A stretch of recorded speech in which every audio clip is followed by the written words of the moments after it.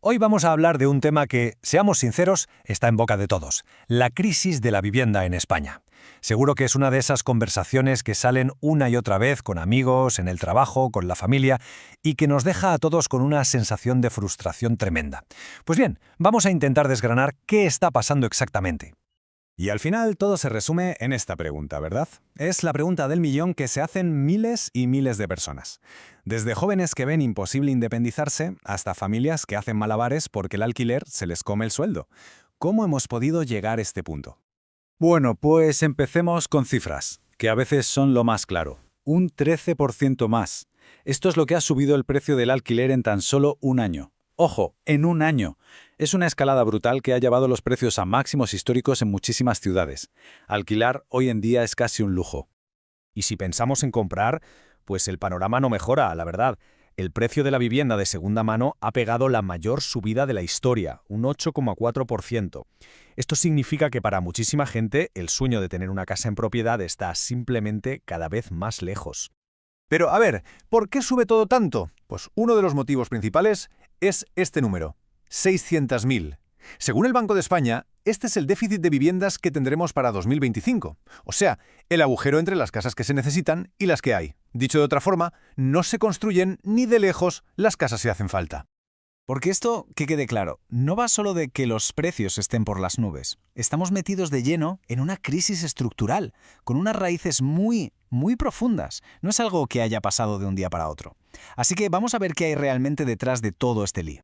Si tuviéramos que resumirlo todo en una sola idea, sería esta: la tormenta perfecta. Es muy sencillo de entender. Por un lado, tienes a muchísima gente buscando casa, es decir, la demanda está disparada. Y por el otro, hay muy pocas casas disponibles, o sea, la oferta está totalmente estancada. El resultado de esa mezcla, pues es inevitable. Los precios se ponen por las nubes. Vale, pues vamos a meternos de lleno en esa tormenta perfecta. Vamos a ir como si pelásemos una cebolla, capa por capa, para entender de dónde sale este desequilibrio tan bestia entre la gente que necesita un techo y las casas que de verdad hay en el mercado. Mirad, aquí se ve el problema de forma clarísima. Cada año se crean en España unos 275.000 nuevos hogares. ¿Por qué? Pues por gente que viene de fuera, jóvenes que se emancipan, o simplemente porque ahora hay más familias de una o dos personas. Pero, ¿cuántas viviendas nuevas se están preparando para construir? Apenas 127.500. La diferencia es abismal. Faltan casi 150.000 casas nuevas cada año solo para la gente nueva que las necesita. Entonces, ¿qué es lo que está causando este caos? Pues por el lado de la oferta, lo que frena la construcción es, primero, que casi no hay suelo listo para edificar; segundo, que la burocracia para conseguir una licencia puede tardar años; y tercero, que los materiales son más caros y falta gente para trabajar en la obra. Y por el lado de la demanda, lo que la dispara es que cada vez somos más gente, el boom de los pisos turísticos y un fenómeno del que vamos a hablar ahora, que es importantísimo: la financiarización. ¿Qué es eso de la financiarización? Es una palabra un poco rara, pero es fundamental. Significa, para que nos entendamos, que la vivienda ha dejado de ser vista como un hogar, como un derecho, y se ha convertido en un producto de inversión, como si fuesen acciones de bolsa. De repente, tienes a enormes fondos de inversión que compran miles de pisos, no para que la gente viva en ellos, sino para sacarles el máximo beneficio. ¿Y qué ocurre? Pues que compiten con la gente normal que quiere comprarse una casa, pero claro, ellos tienen muchísimo más dinero, y eso hace que los precios suban para todos. Y el otro gran factor que está quitando casas del mercado para la gente de aquí es el alquiler turístico. Fijaos, entre 2022 y 2024, el número de pisos turísticos creció un 25% en toda España. El propio Banco de España lo dice: en sitios como Baleares, Canarias o la costa, este fenómeno se devora hasta la mitad de las casas disponibles. Esas casas ya no están para alquilar a largo plazo, sino para turistas, que obviamente pagan mucho más. Hasta ahora hemos hablado de números, de economía, pero es que esta crisis tiene un coste humano real, durísimo en la vida de la gente. Vamos a ver cuáles son esas consecuencias. Fijaos en este concepto: la tasa de esfuerzo. En España, casi el 40% de la gente que vive de alquiler tiene que dedicar más del 40% de su sueldo solo a pagar la renta. Para que nos hagamos una idea, la media en Europa es del 27%. Esto significa que a muchísimas familias, después de pagar el alquiler, apenas les queda dinero para la comida, el transporte o si surge cualquier imprevisto. Es vivir ahogado financieramente mes a mes. Y claro, las consecuencias sociales son muy graves. Hay más gente sin hogar, más de 42.000 personas. Los jóvenes no pueden irse de casa de sus padres, es imposible. Las familias viven con una ansiedad y un estrés por el dinero que es constante, y se está creando una brecha social tremenda entre los que tienen la suerte de heredar una casa y los que no. Lógicamente, todo este cabreo ha terminado estallando en las calles con protestas masivas.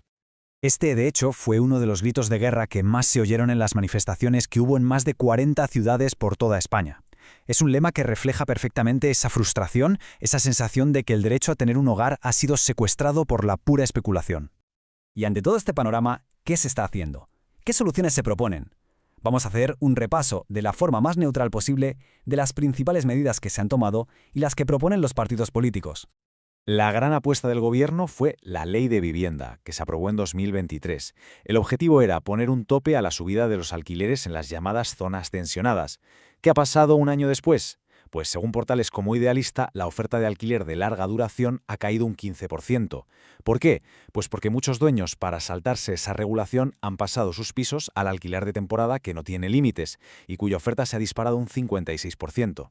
El efecto final, según estos datos, es que los precios, lejos de bajar, han seguido subiendo. ¿Y qué proponen los demás? Pues el PSOE ahora quiere meter mano fiscalmente a los alquileres de temporada y turísticos. El PP propone una hucha hogar para que los jóvenes ahorren con ventajas en el IRPF y también agilizar los trámites del suelo. Vox se centra mucho en reformar la ley del suelo y en dar prioridad a los compradores españoles. Y Podemos va más allá y pide prohibir directamente que los fondos extranjeros compren vivienda y también prohibir los pisos turísticos. Como veis, son soluciones muy distintas para el mismo problema. Al final, todo este debate, todas estas cifras y todas estas propuestas nos llevan a la pregunta del millón. La cuestión de fondo, la pregunta casi filosófica que está en el centro de toda esta crisis. Y creo que este dato lo resume todo a la perfección. En España, solo el 1,7% de las viviendas son sociales, o sea, de alquiler público asequible. La media en Europa es del 9%. Esta diferencia tan brutal demuestra que en nuestro país, históricamente, se ha apostado por un modelo de mercado libre, dejando un espacio minúsculo para la vivienda entendida como un servicio público. Así que la gran pregunta que tenemos que responder como sociedad es esta. ¿Qué es una casa? ¿Es un derecho fundamental que el Estado tiene que proteger y garantizar como si fuera la sanidad o la educación? ¿O es simplemente un activo financiero más, un producto que se compra y se vende siguiendo las leyes del mercado?